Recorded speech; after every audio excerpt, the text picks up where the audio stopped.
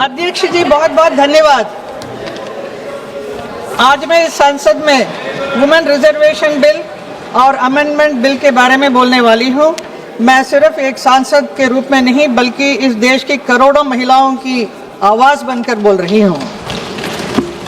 आज का दिन देश के लिए बहुत ही महत्वपूर्ण और भावात्मक दिन है। नारी शक्ति अभिनंदन केवल एक बिल नहीं बल्कि उन तमाम महिलाओं का संघर्ष, हिम्मत और शक्ति का सम्मान है। सदियों से महिला अपने परिवार और अपने समाज को सशक्त करती रही बिना अपने पहचान की। आज ये बिल उन्हें सिर्फ एक रिप्रेजेंटेशन ही नहीं बल्कि उनकी आवाज़ उठाने के लिए भी एक मौका दे रही है। जब एक महिला आगे बढ़ती है तो वो सिर्फ अकेले नहीं, पूरा समाज को साथ में लेकर बढ़ती है। ये कदम आने वाले उन पीढ़ियों की बेटियों की हिम्मत, विश्वास दिलाना है कि वो भी निर्णय और भागीदार बन सकती है, अपने सपनों को साकार कर सकती है। ये आज का ये जो बिल जो है ये केवल एक कानून ही नहीं बल्कि नए युग का एक स्वागत कर रहे हैं, सम्मान, समानता और एम्पावरमेंट के युग का। मैं आज इस सदन में गर्व के साथ कह सकती हूँ कि 2014 में हमारे प्रधानमंत्री नरेंद्र मोदी जी जब प्रधानमंत्री बने, महिला सम्मान और सशक्तिकरण सरकार की नीतियों का प्रमुख हिस्सा रहा है। सरकार ने केवल महिलाओं के लिए कई योजनाएं, कानून बनाए हैं जिनका उद्देश्य सुरक्षा, शिक्षा, आर्थिक स्वतंत्रता और सामाजिक सम्मान बढ़ाना है।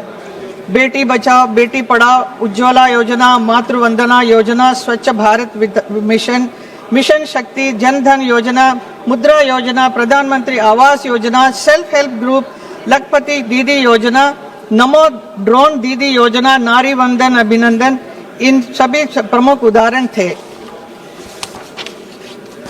मैं कह सकती हूँ कि सरकार ने इस उद्देश्य के साथ उन्होंने किया कि योजनाएं लाना और कानून बनाना ही नहीं बल्कि उसके साकार भी किया है और परिवर्तन आज भी हम हर क्षेत्र में देख सकते हैं। आज महिलाएं हर क्षेत्र में अग्रणी हैं, चाहे शिक्षा का क्षेत्र हो, खेल का क्षेत्र हो, विज्ञान का क्षेत्र हो, सैन्य क्षेत्र का हो, उद्योग का हो, राजनीति हो। हमारी महिलाएं हर क्षेत्र में ऊंचाई को छू रही हैं। आज पृथ्वी से लेकर अंतरिक्ष तक कोई भी ऐसा स्थान नहीं है जहां महिलाएं नहीं पहुंची हैं। आज की महिलाएं हर जगह सफलता के झंडा गाड़ रही हैं। आज की महिला रॉकेट चला रही हैं, फाइटर प्लेन चला रही हैं, मेट्रो चला रही हैं। तो वही राष्ट्रपति द्रौपदी मुर्मू जी और हमारे वित्त मंत्री निर्मला सीतारमण जी अपने नेतृत्व से देश को नई दिशा दे रही हैं। ये सब संभव हुआ है भारतीय जनता पार्टी की सरकार की सोच से, नरेंद्र मोदी जी के संकल्प से और हमारी महिलाओं के साहस और सामर्थ्य से। मैं एक कलाकार हूँ, मुझे बहुत ही गर्व है कि मैं सांसद होने के साथ साथ एक अभिनेत्री भी हूँ और कला जगत से भी मैं उसका रिप्रेजेंटेट करती हूँ। मैं बहुत संघर्ष और मेहनत के साथ काम करके मैंने मेरी अपनी पहचान बनाई हूँ, जिसके कारण आज मुझे इस सांसद में खड़े होकर आप सबके सामने बोलने का अवसर भी मिल रहा है। मुझे एक ज़माना था जब फिल्म बनाने शुरू किया था, उन दिनों में लड़कियां फिल्मों में नहीं आ रही थी, तो पुरुष ही लड़कियों का भेष पहनकर वो एक्टिंग करते थे लड़कियों का। वो ज़माना गया जब से हमारी मीना कुमारी, मधुबाला, नरगिस जैसे बहुत ही सुंदर नारियां फिल्म जगत में आने लगी। तो ये उन बाकी सभी महिलाओं को प्रोत्साहित किया, तभी बहुत सारे लोग फिल्मों में ज्वाइन किया। ऐसे ही संगीत जगत में भी हमारे देश का जो गौरव है, लता मंगेशकर जी और आशा भोंसले जी जैसे महान कलाकार बहुत ही संघर्ष करके बचपन से वो ऐसे एक स्थान को हासिल किया है। आज पूरा देश उनको नमन करता है और उन्होंने भी बहुत संघर्ष किया, जिसकी वजह से संगीत जगत में भी आप देख सकते हैं बहुत सारी लड़कियां फिल्मों में गाना गा रही हैं। आज मैं बहुत हाल ही में आशा जी का निधन हुआ है, तो मैं उनको विनम्र श्रद्धांजलि अर्पित करना चाहती हूँ। आशा भोंसले जी का कुछ दशक पहले मैं भी जब फिल्मों में आई थी तो मुझे भी एक फिल्म, मेरी पहली फिल्म थी सपनों का सौदागर, उसमें भी मैंने एक बंजारन का रोल किया था। वो भी आत्मनिर्भर, self reliant, self independent role किया था फर्स्ट फिल्म में। उसके बाद सीता और गीता, आप मालूम है गीता का रोल कैसा था, और ऑफ कोर्स बसंती का रोल शोले में। तो टांगे चलाकर वो अपना जीवन यापन करने लगी। ऐसे आत्मनिर्भर वाली कैरेक्टर्स बहुत किया मैंने, जिसकी वजह से हमारे ग्रामीण महिलाओं को भी बहुत ही प्रोत्साहित मिला, वो लोग भी बहुत आगे बढ़ने लगी।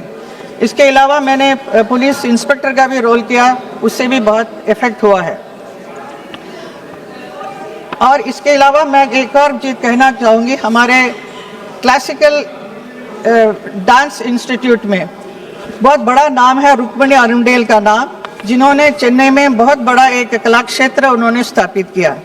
एक ज़माना था जहाँ पे मंदिरों में डांस किया करते थे सिर्फ देवदासी लोग, जो बाकी बड़े घर की लड़कियाँ डांस नहीं सीखते थे, उसे अच्छा नहीं माना जाता था।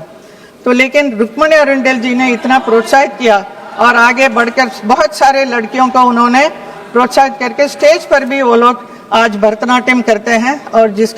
और एक रुक्मिणी देवी अरुंडेल ने प्रेरणा लेकर महिलाएं नृत्य के क्षेत्र में आगे आई। आज शास्त्रीय नृत्य कला को, डिवाइन आर्ट और नृत्यांगना को सम्मान की दृष्टि से समाज में देखा जाता है। माननीय अध्यक्ष, 73rd कॉन्स्टिट्यूशनल अमेंडमेंट और 74th कॉन्स्टिट्यूशनल अमेंडमेंट द्वारा महिलाओं के लिए कम से कम 33% आरक्षण अनिवार्य किया गया है। बाद में कई राज्यों ने इसे बढ़ाकर 50% कर दिया है। पहले स्थानीय शासन में महिलाओं की उपस्थिति बहुत कम थी, अब वो सरपंच, पार्षद और मेयर के रूप में सक्रिय हैं और बहुत बढ़िया काम कर रही हैं हर क्षेत्र में। इससे जल, शिक्षा, स्वास्थ्य, स्वच्छता जैसे मुद्दों को प्राथमिकता मिली जो सीधे आम जीवन से जुड़े हैं। 50% महिला आरक्षण ने स्थानीय शासन को अधिक समावेशी, संवेदनशील और प्रभावशाली बनाया है। ये केवल महिलाओं के लिए अवसर नहीं बल्कि पूरे समाज के लोकतांत्रिक विकास की दिशा में एक क्रांतिकारी कदम रहा है। लेकिन संसद और विधानसभा में अभी भी महिलाओं का प्रतिनिधित्व बहुत कम है। संसद में 15% और विधानसभा में 10% से भी कम है। Madam kindly conclude madam. कभी कभी ये पूरा करने के लिए नरेंद्र मोदी जी के नेतृत्व में सरकार ने 2023 में नारी शक्ति वंदन अधिनियम लाया और अब वो संविधान संशोधन लाया गया है ताकि संसद, विधानसभाओं में महिलाओं को 33% आरक्षण दिया जा सके। इसको लोकसभा की सीट भी बढ़ाई जा सकती है। इसमें सभी जाति, सभी धर्म और सभी क्षेत्र की महिलाओं को अवसर दिया जाएगा, कोई भेदभाव नहीं है। ये बात मैं विपक्ष को जो मांग रहे हैं उनके लिए मैं कह रही हूँ। ये नरेंद्र मोदी जी नरेंद्र मोदी जी ही ये संभव कर सकते हैं। उन्होंने अपने संकल्प से ये संभव किया है, मैं उन्हें बार बार नमन करती हूँ। Please conclude madam. मैं आज इस सदन में उन अनगिनत महिलाओं की ओर से कहना चाहती हूँ जिन्होंने कभी सांसद देखा भी नहीं है, लेकिन अपने घर और समाज के लिए हर दिन संघर्ष किया। जिनकी आवाज़ कभी इस सदन तक नहीं पहुँच पाई, ये बिल उनके लिए है, उनकी आशाओं के लिए है, उनके अधिकारों के लिए है। माननीय श्री ये बिल बेटी के लिए है, अपने गांव से निकलकर देश की सेवा करना चाहती हैं जो। ये विधेयक उस माँ के लिए है जो अपने बच्चों के बेहतर भविष्य का सपना देख रही है। ये बिल जो है उस हर महिला के लिए है जो अपनी पहचान, सम्मान के लिए लड़ रही हैं। लेकिन मैं ये भी कहना चाहूँगी कि महिला सशक्तिकरण केवल कानून बनाने से नहीं होगा, हमें समाज की सोच बदलनी होगी, हमें बेटियों को बराबर अवसर देना होगा, हमें परिवार और समाज में सम्मान देना होगा।